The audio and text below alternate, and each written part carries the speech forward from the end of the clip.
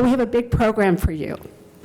And I wanted to get started. But I want to tell you a story before I do. And where is my friend Betsy Hayes? There she is right there. Betsy, you can stand up. Betsy is an advocate and has been an advocate of this program from the very beginning. She's very involved with various entrepreneurial programming throughout the university, and she is in the media communication and journalism. Darn it, I get them all mixed up in the letters. All I can think of is the acronym. Anyway, Betsy and I got together for lunch early in the summer, I think, or the end of last spring. And we were talking about how can we spread the word more? And one of the things we wanted to talk about is how do I make sure that more community members hear about Pay It Forward? Because it's open to all. And most of our communication is through word of mouth and some social media, but hasn't been a real good way to promote the program other than those of you who are spurred on for coming today because of your professor. And most of those are Johansson Faculty Fellows who are teaching or infusing entrepreneurship into their curriculum outside of the business school. So engineering and also business school, but ag, Betsy's school, all throughout the university. And so industrial technologies, we want, so they actually try to encourage you to come. What I really loved about today is I saw many of you who were at our first event this fall, and I really appreciate you coming back a second time. So thank you. To me, that's what this is all about. So the second part of what Betsy and I were talking about is I said, I met this really amazing woman that I'm going to have speak at Pay It Forward. Her name is Gloria Wade. Gloria, can you just wave your hand? She's right there. And I said, she's amazing. She's done all these incredible things, and she is going to speak in the fall. Well, Betsy then said to me, whoa, but I just met a really interesting and amazing woman who has just moved in the last few years to Clovis. She would be great also. So we were talking, and we came up with a brilliant idea that we wanted to bring both of those speakers to you today. And we just thought it was amazing. It was going to be this spectacular event. But then as we got closer, I said, how on earth? We were going to, these stories, these two women have led these incredible journeys, both personally as well as professionally. How on earth are we going to have them share a stage and be able to share their stories effectively with all of you? So graciously, Gloria said she would wait until the spring, and today I'm thrilled that we have Karen Sperling with us, who will be our featured speaker. But I do have to thank Betsy, because without that, we would not have not only today's session, but we wouldn't already be set for another really good session in the spring. So thank you both for being here, and Betsy, thank you for spreading the word. When you hear the word creative or creativity, what do you think about? Just think about that for a second. What do you think about? Well, I think creativity can come in all shapes and forms, bring all sorts of ideas to the surface, and inspire change in our world at the large, in the community, or in our personal lives. There are many ways to describe today's guest. She is an innovator and a creator. She is tenacious, courageous, and daring. She's rebellious in all the good ways and always willing to step outside of the box to try something new, even if the results are not what she had hoped for at the end of the day. Karen Sperling, today's guest, is a writer, a producer, a director, a filmmaker, an activist, a musician, a mother, a grandmother, and a friend to many. She grew up in Los Angeles, spent most of her, a lot of time in New York. I don't know if I could say all of her time in New York. But most recently came to the Central Valley and is making her home in Clovis. So I'd like to introduce Karen Sperling to join me up on the stage. Okay. I'm really excited to have this opportunity to sit with Karen. I have known Karen now for several months. It seems like a lot longer. It's really fun when you meet somebody new, yet you think you've known them forever in many, many ways. So thank you for coming. Oh, I just love her. I just moved here a few years ago and knew nobody. So to have ended up knowing Betsy and you and some other people here is just better than LA, you guys. I was surprised. So just to let you know why she's up here with me, I made her do it. I had come to the other one last time, and he stood behind the podium and showed you slides, and I said, no. Mindy, not my style. I'm not standing behind anything. And I'd love to have your good company. That's cheating, because then I feel really relaxed.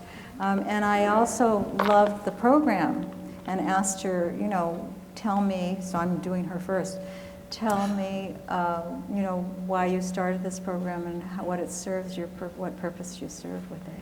Well, it's interesting because never did I dream, and I thought I was dreaming big at the time, but never did I think that we would grow to this size. But there was a real need at Fresno State back in 2014-15 to bring the community together with the university, and especially the university students. And so I went out to the community, and I went to 30 to 40 people that I know throughout the community and said, would you come to lunch if I invited you once a semester, so once every few months, if your time allowed? And they said yes. And so I knew I had the community that would come. And that was a really big step for me because there wasn't a lot of events in a room like this at Fresno State with community and students. And then I needed to get the students here. And at first I was asked just to focus on women. And I said, no, I need this to be female and male, and I need it to be interdisciplinary because we all work together and we all must learn how to talk and communicate, and this is a great place to learn that. So those are the reasons. I wanted to make it a free lunch. Everybody's busy. Very often we don't take time to sit down and have lunch or a meal, and this kind of forces us to take a breath and to share that moment together. So I'm thrilled. It's been 7 years now. We've been doing 3 per semester, and look forward to having you part of it today. And the purpose that it's filling for me is that it's really important that the students particularly understand how much the community cares about them. Oh, nice. And we have people here from every walks of life in our community, and when they have an opportunity to sit next to somebody who cares, the students, sit next to somebody who really truly cares about them, it just makes it so much easier going forward. Nice. Okay, so that was an example of how I do things. For one, I want to know where I am. I want to know what is the purpose. I want to participate with everybody, not just be me doing my thing. I wanted to have Mandy share, and I wanted to listen to her. So those are kind of the key things that I feel are really valuable in anything you're doing, is to ask and listen and then share. So I will start with, I think my mic's a little high. So the first thing I wanted to talk about was creating out of the box, and I guess a good way to define that is that you think outside of what's accepted. You know, that you try to do something that you feel like people maybe won't agree with or don't think is such a good idea. And of course, I want you all to think about anything you have done that people objected to. Family said, you must be kidding, that's not a good idea. You can't make money doing that, or that's not gonna work for you. So that's, I say, think about who disapproves of what you want to do, and then go around them. Keep your passion and your love for it. I say make a mess and embrace your mistakes. That's another way of going outside the box. So you get out of the old ways and the status quo. I guess what you need for that is some self-confidence, open-mindedness, and just ingenuity. And pretty soon I'll tell you where I went with all that. And the other part is willing to take a leap. Kind of have innocence. And innocence is a great term for, I think I'll just go this way and jump and see what happens. I recommend it because it kind of worked for me. Anyway, so my format basically is, as I said, is to engage and with somebody, to participate, to have them play with me, to make things with me. So you'll see if I kind of review my career, that's how I kind of ran through everything that I did. The other piece that I think was important to me was using my story, was to come from who I am. So everything that I ended up doing, I noticed as I went along, was about what I cared about, was about what was valuable to me.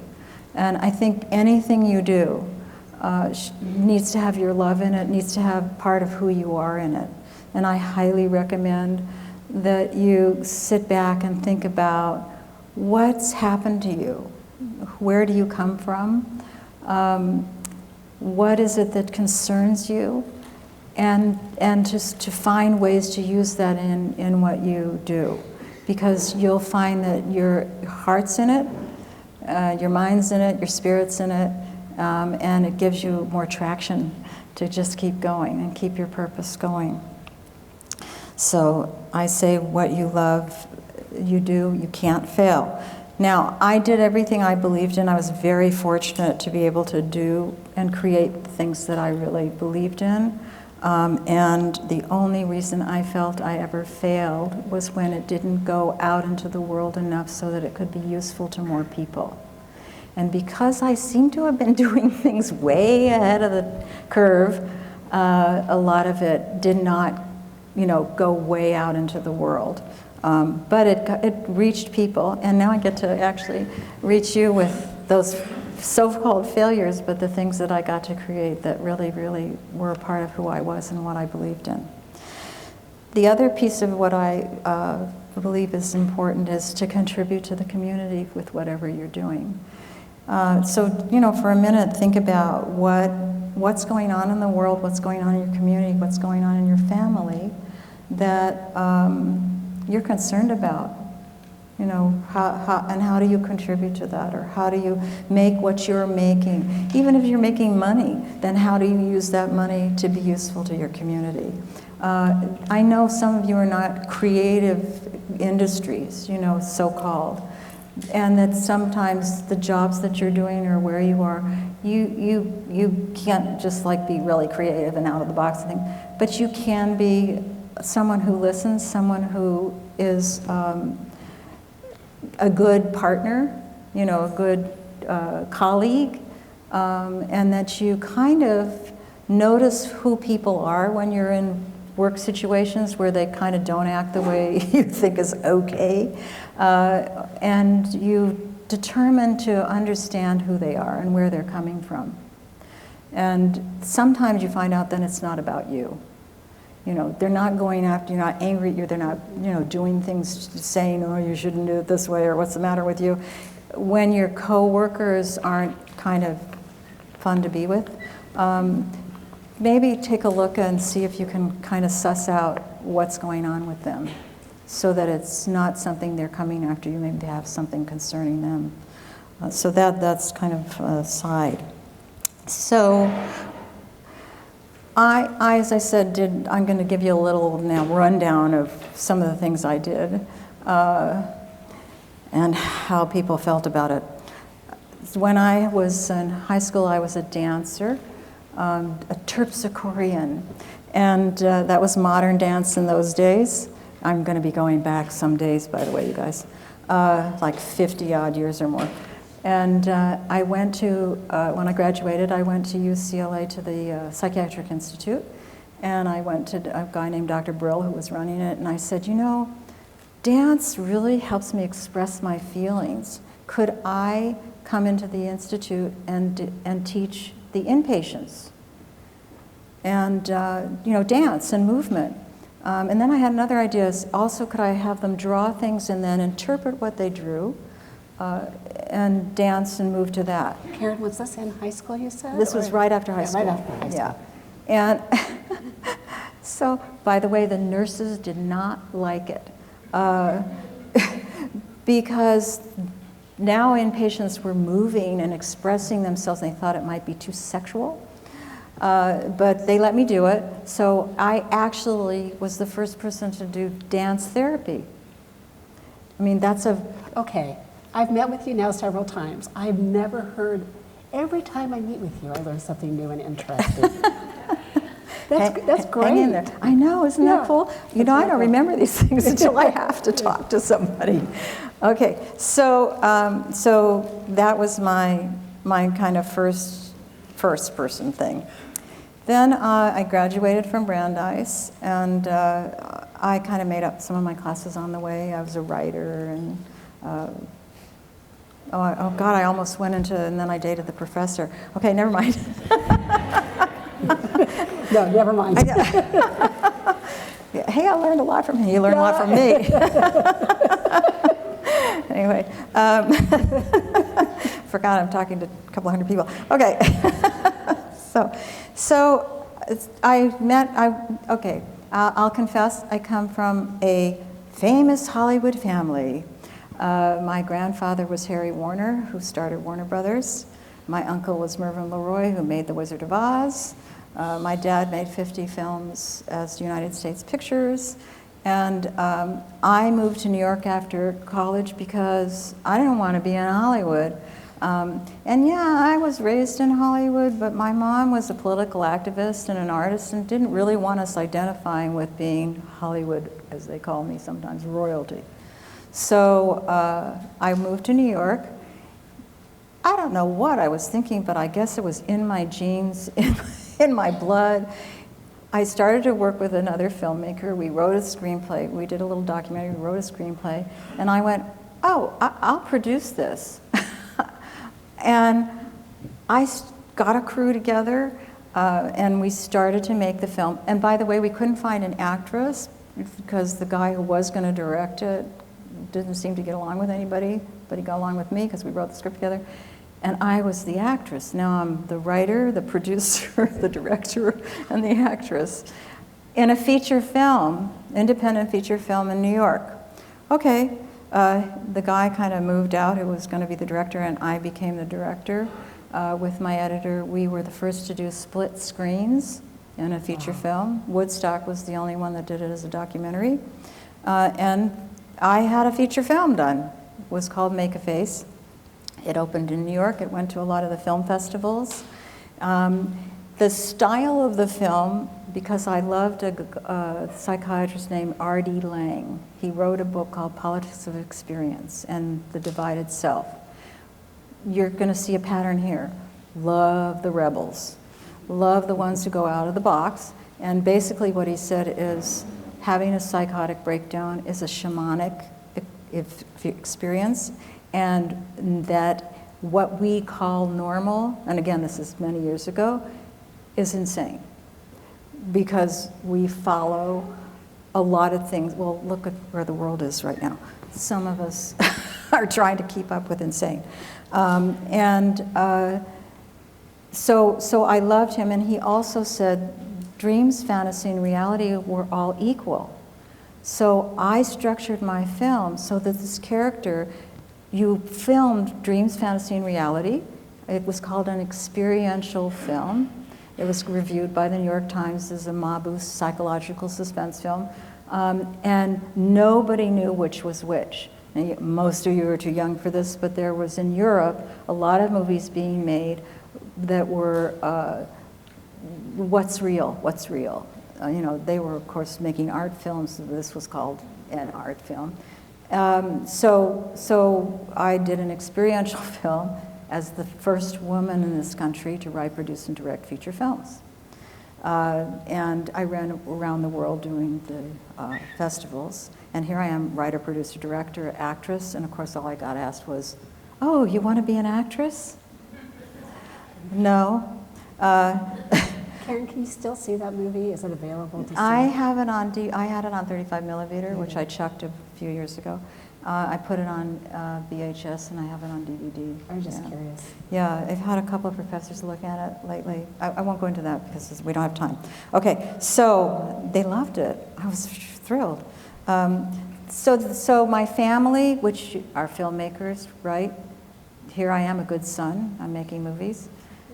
Did not support this. My mother actually stopped speaking to me. They were afraid I was overexposing myself, that I was doing something I didn't know what I was doing. But I did it, it was done. Okay, then it was the early 70s, and I wanted to make another movie. But I was in the women's movement. So I said, okay, I'm combining the women's movement with what I'm doing, and I hired 38 women for the crew. So it's the first feature film done with an all-woman crew. And I guess the suggestion is notice what's going on around you and bring in issues, so when you're creating something or doing something or building something, that you also contribute to the community. So it was the first feature done with an all-woman crew. That was that with the movies. Once again, my family didn't know what I was doing. So anyway, I went on to write screenplays and option books, and to kind of play the regular role of a producer. And then I was done, because there just was no support for a woman at that time to do movies. Then in the side, I had interests in psychic phenomenon and alchemy and astrology, and if I wasn't weird enough being a woman doing stuff that nobody else was doing, now I'm in this field, and I wanted to study what we were capable of beyond what we knew we were capable of. And so I was going to make a documentary with a lot of researchers on that. That didn't come about. And then I also optioned stories and books. Option means that you find a book or a story about somebody and you pay a fee to own it for a period of time to be able to write the screenplay about it or produce it. And I fell in love with a woman named Victoria Woodhull, who ran for president in the 1800s. She was a spiritualist, she was a stockbroker, she had the biggest scandal in the country with a Reverend Beecher. I won't tell you her whole story, but of course she interested me. So I ended up writing a feature for Jane Fonda and Goldie Hawn that didn't get made, and then I wrote it as a miniseries, and then I wrote it as a Broadway musical, and I just for years just tried to find a way to tell her story. None of those were made. Yeah. Sometimes I say, I'm going to be on a walker when these things get done. Then I was single, and I loved children, and I decided that I wanted to adopt children from Vietnam. And it was during the wartime and stuff too. And there turned out to be I don't remember what it's called. It was in the Constitution that you could not be a single person and adopt a child outside of the country. So I thought, I'm suing. the government. And I got a few people together, and we sued to change the law from citizen and spouse to citizen. So anybody in the last 50-odd years who has adopted a child from abroad comes out of that case. That was just because I was interested. Karen, did you end up adopting the children? Thank you. I ended up, on my way to Vietnam, I met my future husband and thought I wouldn't scare him with kids right away. And married him. And he was a cancer specialist, breast cancer specialist, and he had been ousted from UCLA for conspiracy of silence. In those days, what happened was if you testified against another doctor, there would be pressure put on the university. So he was now wanting to be a writer. He was a brilliant surgeon. So I met him when he was a writer. So we ended up writing 2 books for Doubleday, one about what happened to him and one about a woman and the changing of her image as a beautiful woman when she had to have her breasts removed. So one was called, holy cow, A Conspiracy of Silence, and the other one was, I have to think, hold on. It's been so long. Anyway, so we wrote several novels and we traveled together, and then he wanted to build a learning treatment and support center for women with cancer. And I'm hanging out with him and I have to be active, so I made up a whole speech about doctor-patient relationships. So wherever he would go to speak, I would talk about doctor-patient relationships. Doctors did not like me because I thought that we should have a tape recorder. In those days, tape recorders, you guys, remember those things? And come into the doctor and say, I can't hear what you're saying, I'm upset, I'm worried, can I tape it? I spoke at the Aspen Institute in those days, and a doctor stood up, he said, you know what, if I tell her she's going home in a pine box, she's going home in a pine box. I thought, oh, there's a good attitude. So I tried to help people figure out how to help hear what doctors and doctor-patient relations were, and I designed his center so that it was a cafe in the meeting room, and then when they went into the exam rooms, you know how exam rooms can look like scary, like cells? I put these huge pictures of nature so you could like walk into them, and colored the rooms and stuff. And Northridge Hospital that time was supporting the center, and they wanted me to do the whole hospital. I said, no thanks. Anyway. Karen, is that still in place today? No, the breast center closed. Oh, yeah. And my former husband is at Norris. Yeah. It sounds like a wonderful concept. Yeah, it was really, I had fun doing stuff nobody else was doing. Anyway, so that was my contribution to the medical profession. So we adopted 2 children, and I had one, and I wrote another book, which was called Memory as Fiction. And once again, my mom stopped speaking to me. But she was an interesting pillar of where I could go and couldn't go, and mowed it down.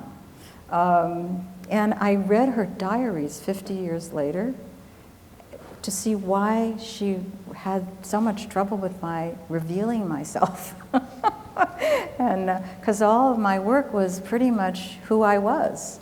And I realized that she was probably right. I really exposed myself.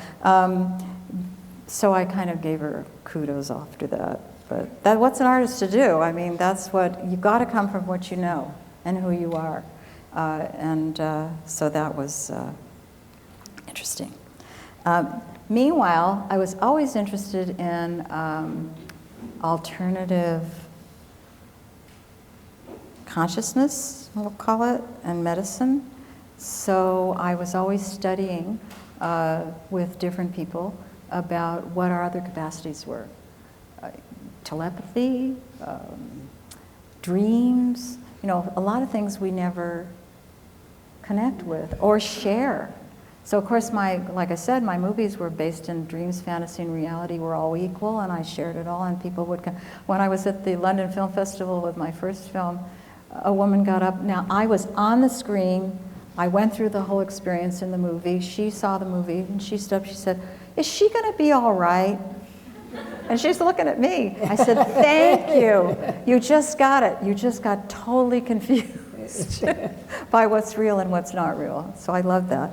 Anyway, so I studied, did a lot of studying in other altered states.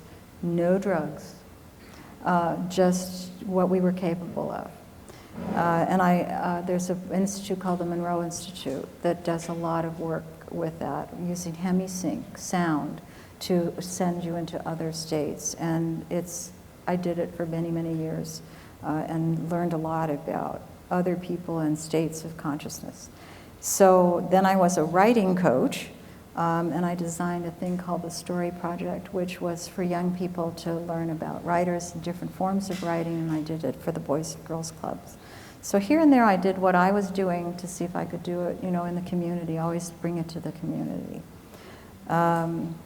So my next big project, I'm going to get done soon, going as fast as I can.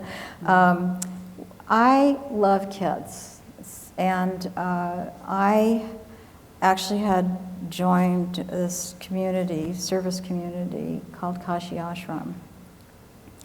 I had been working at a place called the Center for Living, for people with AIDS, and this spiritual teacher, Ma Jaya, came, and she had this ashram for the gay and AIDS community, and also street people, homeless people, and it was in Florida, and she basically said there are no throwaway people. So I directed her teaching videos, and over the years, I had met some children who were with a mother who was dying of AIDS. And when she passed, her son had AIDS as well. When she passed away, I took her children. There were 3 of them, and then one had 2, so I ended up with 5 of them. And my son from that family passed away eventually of AIDS because he had been infected as a child. Anyway, so that kind of got me into a whole world that I could be creative in, and also get in the streets. We used to feed people in the streets, and I don't know why I love the streets and the people in them. So anyway, the books, the children's books, I wanted every child to have an opportunity to be a writer and an artist. So I wrote these stories. They were kind of fairy tales. And I thought, I don't just want them to be books, because I had a lot of books in my children's library, and we read them once, or the one we read 700 times. And I thought, I don't want them in a shelf. I want them out on the, I want them chewing on crayons and like playing in my books. So I created this idea to have the books have these soft lines in them, and that the kids could read the story, create the character, their own character. No Daffy Duck or Donald Duck running around. They had to make what the character looked like, create the story, create the character, and then write their own story at the end, so that they make the book with me. So they here they are are. wonderful books. Yeah. And I think there might be a sample of the book. I put out, there's the brochures. I put the brochures about the books. On the table. So I worked with a Caldecott winning illustrator, and we just did these, as a filmmaker, I just did the design of what the moment of the story was on the page. So the kids could go through and draw and make the story happen and the character happen, and then write their own story at the end.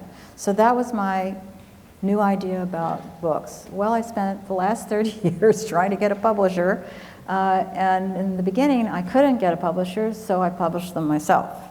And I started a company, and we published 20,000 books. And they went to schools, and they went to after-school programs, and they went to healthcare facilities. And of course, during the pandemic, or during the COVID thing, I donated 10,000 books to a lot of the hospitals in different venues for the kids to just play in them. So I wanted to create with them. I didn't want to just hand them something and say, here's what I got to say. I want to know what you got to say too. And the books are really marvelous. They're up here, so after today's session, you can take a look at it. But I wished, when Karen first showed me these books, I thought, this would have been so much fun to use with my daughter, not just once, but over and Yes. over again as she was developing and growing.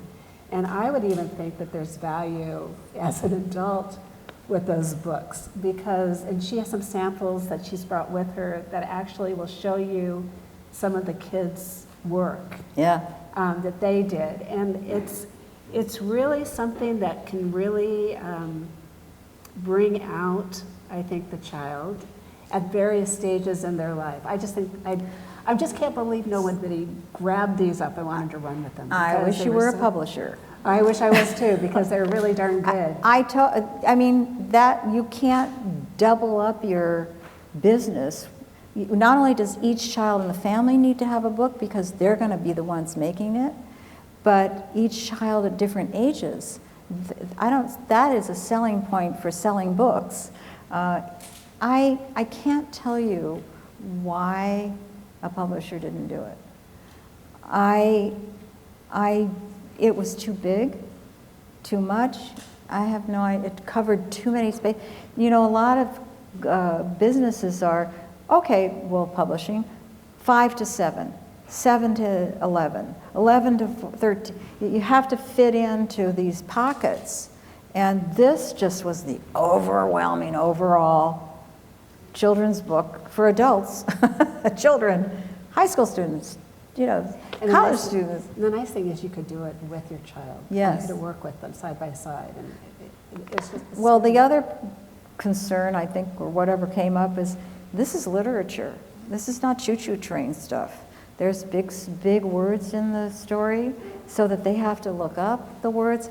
To me, it actually fulfilled all of the teaching for schools, all of their needs to cover what kids learn. And schools love them. Parents love them. Kids love them. I'm going back to the publisher. I'm not giving up, by the way. I've got 4 where I published, and I have 8 more. So I'm just, all I can tell you, I don't know who pushed the persistent button in my life, but I have not ever given up trying to get these books to the kids. So I can say, don't give up. Just, even if it's way beyond, it doesn't fit a niche. I'm never going to fit a niche. Okay, so anyway, the next piece of my life, and I'm almost done, is that I loved energy medicine, alternative medicine. I don't know what that means, except that I ended up going to a seminar with a thing called Matrix Energetics. And it basically was putting people into a state, or not putting them, but noticing a state that you can have that's very relaxed, and then accessing what you need for a shift or a change. And there were all kinds of ways of doing that in the seminars. Well, I went to one seminar, fell in love with it, and ended up traveling the country for 6 years teaching this energy medicine. I now do it as a private practice, no charge. I can't charge somebody to notice who they are and help them notice what they need and then give them an opportunity to change that. I never could. It was supposed to be another business for me, but for me, I can support myself in other ways. So wherever I go, I mess with people. and it works. And it's a wonderful practice. So that was something else I ended up doing. Then as I said, I had 7 adopted kids and 1 of my own. And she was a guitarist and an A student and a beautiful 5'9" darling. And she passed away accidentally. And to told her, is because she was a musician, I decided to find something I could play, and I started playing the flute, the Native American flute. Never Native American music, just jazz and all this other stuff. And I used to feed people in the streets in Venice, and there are bands there.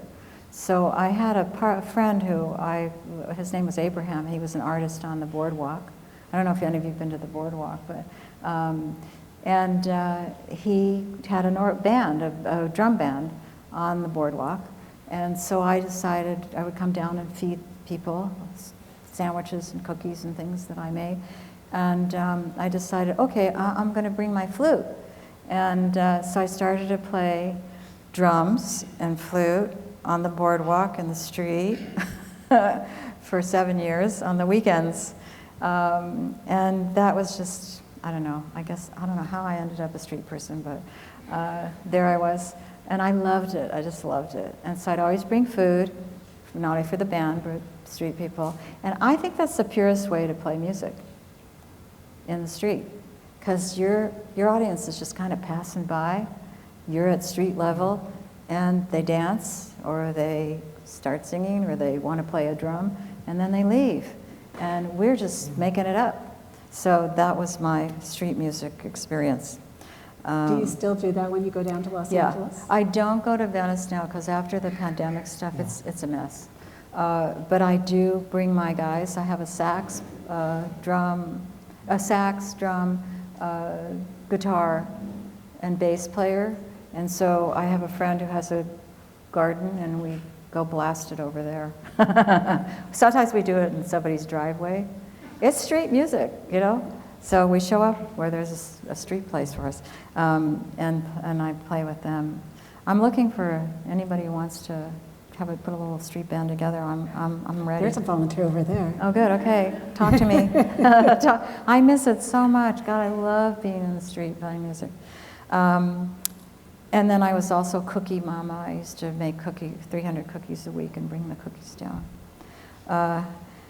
So that's kind of what I've done. And now I'm going to do a couple of things. I belong to a group called the Nuclear Wake Up Call, and it's putting women into the conversation to change the way we are using weapons. And I'm on a council to save ancient forests, and I'm a member of the Cultural Arts Rotary Club here, which is an amazing committed community of service, and they support the arts in Fresno, and fabulous people. I have to tell you something, I like this area. I really found I came when I was, I'm going to tell you, 75. You came when you were 75? Yeah. Am I 77 now? See, you don't have to remember anymore. Anyway. Well, what brought you to Okay, the one of my daughters lives here with her family, and it was during the pandemic, and I'm sitting in LA in my house, walking my dog on the street and going, okay. And I got her a home here in Quail Lake, and I said, oh, well, I hadn't even seen it. I'll come up. I was visiting her a few times while she was up here. I'll come soon. I drove up to Quail Lake and went, hey, this is nice. I like this. Is there anything available? And it was during when people were like buying fast. And she said, well, one house just fell out of escrow. So I said, okay, I'll take a look at it. So I took a look at it, and I said, this looks like Santa Barbara, which was really where I wanted to go, but I couldn't afford it. And I bought it that day, and I moved in a month. And that was about 2 years ago. And I set up saying to anybody who would listen to me, I'd like to do something, contribute. I'd like to know people, what am I doing here? And God, I was so lucky to meet you. And so I got to, ended up here talking to you. So that's where I'm at. And for me, to me, the key to pretty much any way of being is to listen. And that's kind of the key to you, listen to you and listen to others. And my mantra is I want to be useful. And you gave me this opportunity, so I really love that. So now I'd kind of like you guys to do what I really appreciate, is share who you are. And to just maybe turn to a person next to you and just say, what story? I have a lot of stories in my life, you know, having a kid with AIDS, having gone to this ashram, having adopted kids, having, most of my kids are African American. And believe me, they have problems and they have difficulties and things that I'm a privileged, famous family white lady, and to be able to have them in my life and to learn who they are and to be, you know, I've gone down to where they live a lot, and it's different, and it's a privilege to be able to have their love and know that they can depend on me to be a part of their life. And I still get to go home to a nice house and safe. So it's an interesting back and forth. I learned a lot, and I was privileged to have them in my life. And I'm talking drugs, arrests.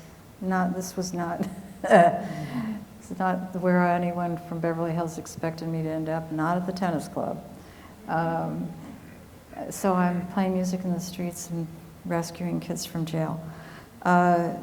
So I'd like you, if you could, just to figure one little story about who you are and what motivated you to kind of get into what you're interested in, to what you're doing now, and just to share that with the person next to you for a few minutes so that you can kind of get to know each other and also get to know yourself in terms of where you're contributing.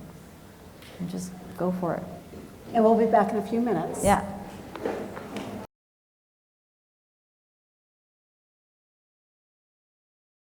Actually, at this time, we'd like to ask questions, and based on, if you have any, please, Karen's here and would love to take any question regarding anything she talked about, or maybe she didn't talk about, that you read about when we sent out the information. And if you could speak up really loud, there is a microphone right there, but what we found out last session is that sometimes you're very hard to hear. So speak up, and we'll start with Rudy. Yeah, I won't be hard to hear. This is not so much a question, but a compliment to what you're talking about. You were privileged, Karen, to grow up in a highly creative environment. Most of us probably did not have that opportunity or privilege. However, and I grasp what you're saying about the importance of innocence and the whole process of how we regain our joy and creativity and so on. There's a book out, Thinking Like Leonardo da Vinci. Familiar with this? No. Okay, well, I had a fellow consultant friend read into this about 6, 7, 8 years ago. Decided, yes, that's what we want to do.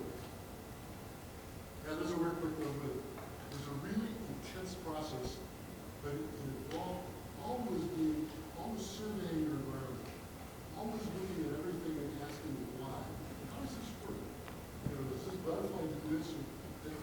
You know, I realized it is a mindset that leads to creativity. You don't know where you're going to be led to, but the point of the book was, and the work particularly, we gave up. It was too much work.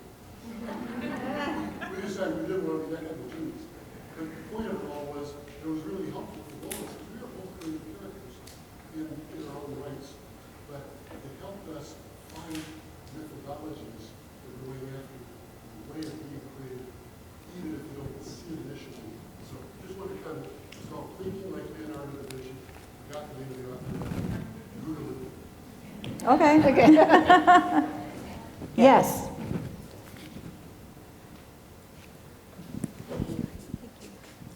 Hi there. I'd love to connect the dots from that point to what you were speaking of. your life has been very entrepreneurial in the way that you've sought out the next project, pursued it, sought out the next project, pursued it, and it's been a very natural evolution. But at each turn, you have come up against obstacles, whether it was family judgment or social conditioning or whatever. So many times you've been up against points where other people were telling you, stop, don't do it.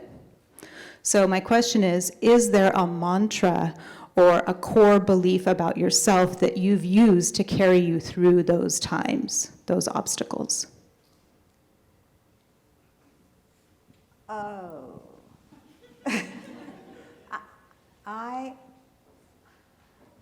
I don't know what made me do it.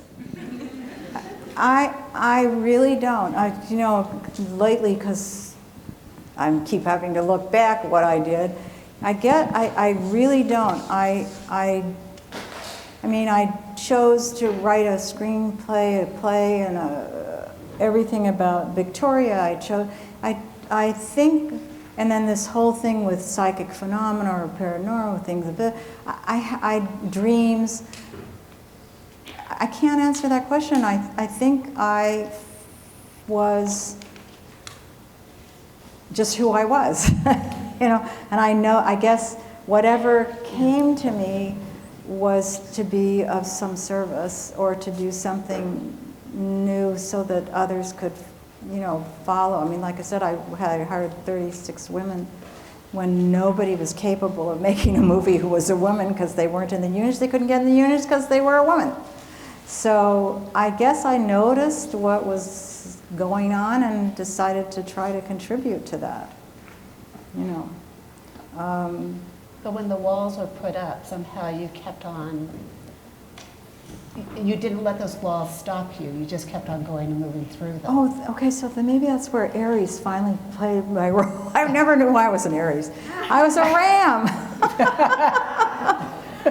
Oh, yeah, okay, thank you. Just wondering, because you persisted, and that was something you talked about in the beginning. You just kept on persisting. Yeah, I need to think about I don't know why I did these things. I guess, again, I think once I had a love for something, I had a love for children, so I wanted them to have something creative to do. I had a love for movies, obviously, in my bones, so I wanted to make a new kind of movie.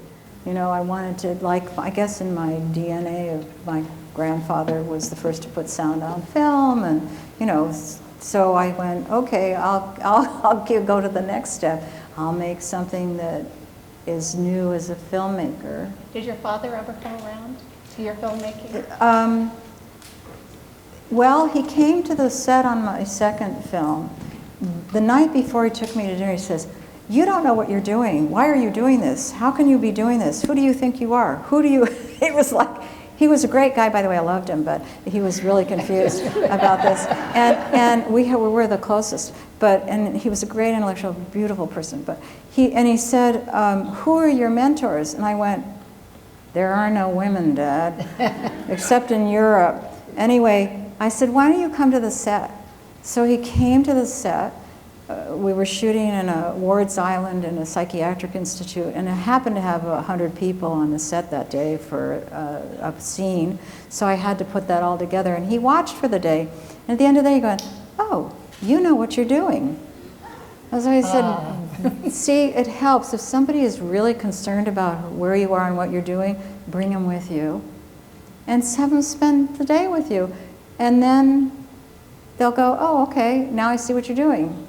So that helped. But as a writer, he was a wonderful writer, worked with the best writers in the world, in film and novelists, and literally chewed me out for years about my writing, until one day I gave him something to read, and he said, "Okay, you got it." So I don't know, I think, I came from a privileged background, but boy, they were hard on me. Because everything I wanted to do was way out of the box. So, yes. Are there any, yes, Soma. Rebel with a cause. Thank you so much. Thank you for your story, Karen. Oh, inspirational. Okay, so I'm going to tell you guys. So I was at Fresno State in the early 90s, and it was an undergraduate course, psychology. So we had to go take this class, and it was about hypnotism. I don't believe in that, but when I was taking it, had a test, so you and your partner, and I remember it was, you know, you hypnotize, and then all of a sudden it's like, there's bees around, and I just remember I saw bees. So I kind of believed it because I tested it. I don't know if you guys ever had that class, or they don't have it anymore, but I wanted to ask about hypnotism, like, did you ever follow that, or do you believe that cures, like, if you want to stop smoking or anything like that? Just some type of form of, you know, hypnotism? Yeah. Anything that shows up that you feel comfortable with can work. I like the natural way, and a kind of where you've got it within you. It's just helping you notice what's going on within you to kind of shift your own patterns. I really believe, whenever I've played with people, I call it playing because I'm not doing anything to them. That state of being in a relaxed state allows information to show up. And I always am blended with the person I'm with so that there's a kind of flow and stuff comes up, crazy stuff sometimes. And I always say the crazier the better, because then you're not making it up. So I think if somebody there's so many modalities I just find the simpler the better is just to step into the state, notice what it feels like, notice what's showing up, and understand take it in and just use it. Yeah, so. Question over here?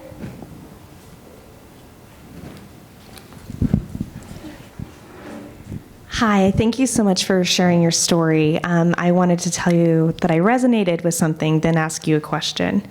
I come from a theater background, so I totally understand challenging convention. I think too oftentimes we see it as, oh, I'll be safe and secure if I follow the path. And I really appreciate that your work was focused on, no, we don't need to follow the path.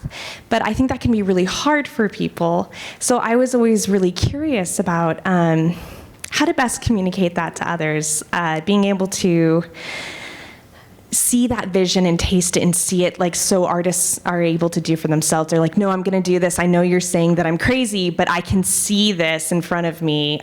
What if, even if your parents are saying you don't know what you're doing, or other people are like, that's unconventional, what has been some responses you've had that have given you confidence? I don't think it came from anybody else. I can't. These are good questions. I must have been a bull or something, because I just when I had a project, I just did I just had to believe, I just believed. I mean, these books they're fabulous, and I haven't given up for 30 years on getting them to children. And in making the movies, going to an ashram with this Brooklyn Jew who became a Kali incarnation and serving for 35 years. I don't know, I was having fun too, by the way. I mean, don't forget to have fun. Don't forget to say, this is what I believe in, this is what I know, and I'm going to share it. I'm going to share it and see what happens. And unfortunately, we're in a culture where if you don't make $1 million on it and 12 million people don't know about it, you're not successful. So here I've come to my 70s, and I have not stopped creating, and I've created things that pretty much nobody wanted, or thought that's way too much for me. But I got to do it. I got to do it. I did what I believed in. I did what I wanted. And I really think that that's kind of the bottom line, that you create what you love and what you want to express. and who you are. That's who you are. So I don't know if that answers it. Okay, we have 4 questions. Well, we're going to go around the room this way. So Dominique, I'm going to start with you right here. Oh, I got the microphone. Go back this way and then over there. No, go ahead, ask your question. Go ahead. Oh, I just wanted to make a comment. I really appreciate your can-do attitude and your embracing your weird interests that aren't accepted by, the general public at the time. But you've been like a real pioneer, like the list of things that you just listed off, like your movement for like single parents being able to adopt, and that's truly amazing. And the medical breakthroughs, the dance therapy, like, okay, maybe it pissed off some nurses, but like you really made a difference. It's really like a healing thing, and you've like contributed so much. It's a true inspiration. I just want to thank you for speaking today. Well, thank you. That helped me because come from yourself. Everything I did was because it's what I loved. I loved children, and I always wanted to adopt children. And boy, I got children in some of the weirdest ways. And actually have other children. Like K Mama, Mama. I have more mama names than you can imagine. And so everything came out of what I loved, or where I came from, or what I believed in. And a lot of it was off the wall. Psychic phenomena, and being able to heal people, and all that stuff. But I don't know what. Okay, so Aries is the ram thing. I must have it in me somewhere because I never gave up. I just my mom didn't speak to me, and she was a Warner. She was from she was the genes that gave it to me. But it was to protect me eventually. I understood that, but I was an artist, I didn't need protection. I needed to jump. So yeah, you come up against hard stuff that somehow it's what you believe in, it's what you want to contribute. Dominique? So, Karen, you're a woman of many passions and many interests, and I guess my question, to just be straight out, would be what kind of motivates you, or what made you take the leap to go from one thing to another? Because I know that's something a lot of us might struggle with in terms of wanting to stick with something, but finding passion in other things and feeling the confidence to move to that. I'm not sure exactly what you're asking, except that always try to notice who you are, wherever you are, and what it is you care about, and see if you can bring it to the table. Does that make sense? Does that help? I listen first. When you listen first, you find a path in. It's like, oh, how about this? Because what you just said reminds me of this possibility. So that you help, when you're communicating with people, it gives them an opportunity to think you heard them. Because there's nothing, most people sit around waiting to say something instead of listening to what's being said.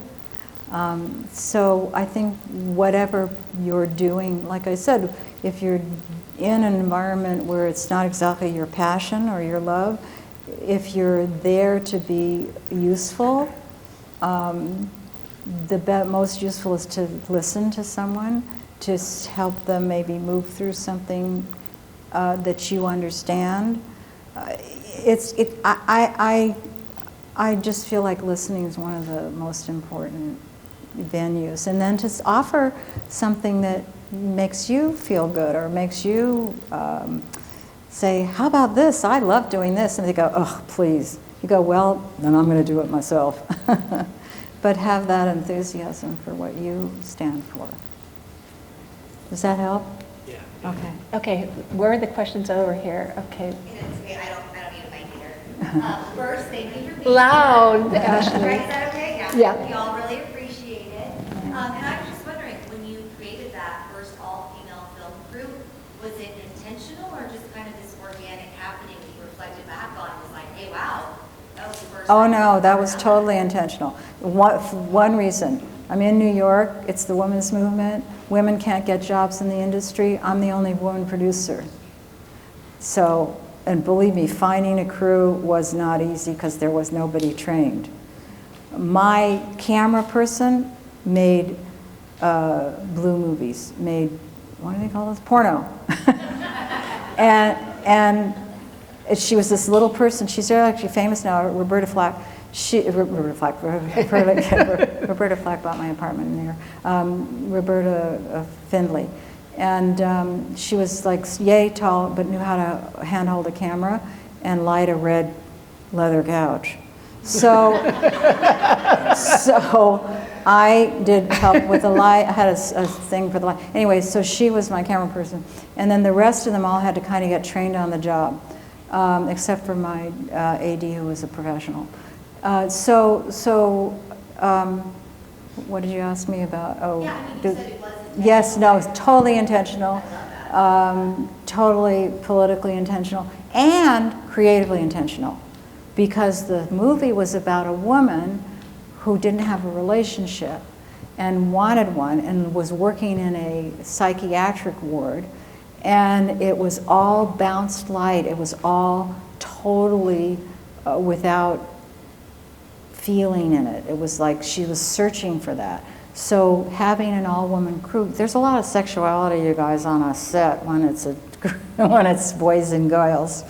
So I took out that feeling of the sexuality and had an all-woman crew to put that venue, that feeling, into the movie.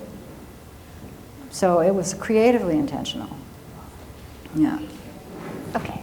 I just wanted to also say thank you.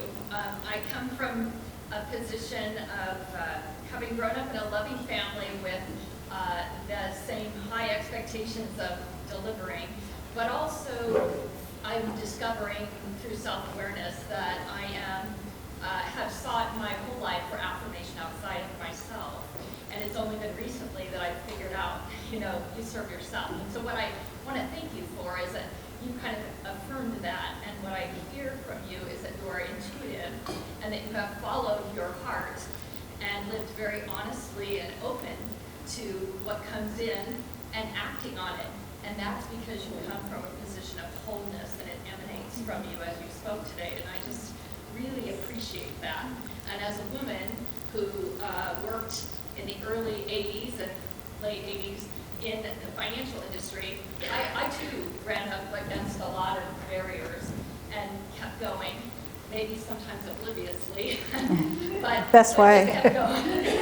And I think that the world has evolved because of women like you who have not taken no for an answer and have lived whole lives. And so you demonstrate that this life is not a dress rehearsal. And I really appreciate you sharing your journey with us today. Oh, thanks. Well, thanks for having me. My gosh. Thank you. There's a question back here. Hi there. My name's Matthew Gendian. I'm born and raised in Fresno, and I went away to USC and then came back. And I'm a professor at Fresno State. I have a lot of educators in the local schools. And one of the things I'm so impressed with your invitational books, and just to echo what's also been said, thank you for your willingness to always think and do things outside of the box, because we need that in everybody, right, in order to address the problems and issues we're facing in our world today. And I think this invitational books idea, where you're tapping into the creative capacity, right, of youth and children to develop that and pull that out, really is the goal of education, but it's not a lot of how we're doing education. And I'm wondering if you partner with any local schools and they're actually implementing this, because we have issues with writing competency in our local school districts. Is there any partnerships underway or that are in the works? Can you tell us a little bit about that? I wish. I've tried to contact some schools, and because I have grandchildren going to schools, and you know, it's been so hard for them up until about now because of all the, you know, coming and going and not being in school and being out of school. But anybody who wants to hook me up with schools to help get the kids doing this stuff and sharing with them, I would love to do. And I've been trying. Yeah. And do come up here at the end and look at some of the actual stories that have been created, because I'm not sure if the brochure actually. Well, I put out samples of what some of the kids, oh God, the kids are amazing, what they've done with the books, and also just some of what the books look like before, so you're welcome to look at them. And but I'm available. Yeah, I love it. I mean, I want to be useful is my mantra, remember? Okay. Yes. You've obviously already accomplished so much, but you don't seem like a woman that's going to stop anytime soon. What's next on the horizon for you? Well, all of this, and keep doing the healing work. Teaching that, if I can't, not teaching it, but sharing it. I don't like to be up in this. The people are begging me to write another book, so I'm working on that with my kind of counselor person who helps me with that. I want to play music somewhere around here because I can only play. As I said, I'd love to come into the schools and stuff. I'd love to do whatever anybody wants me to share.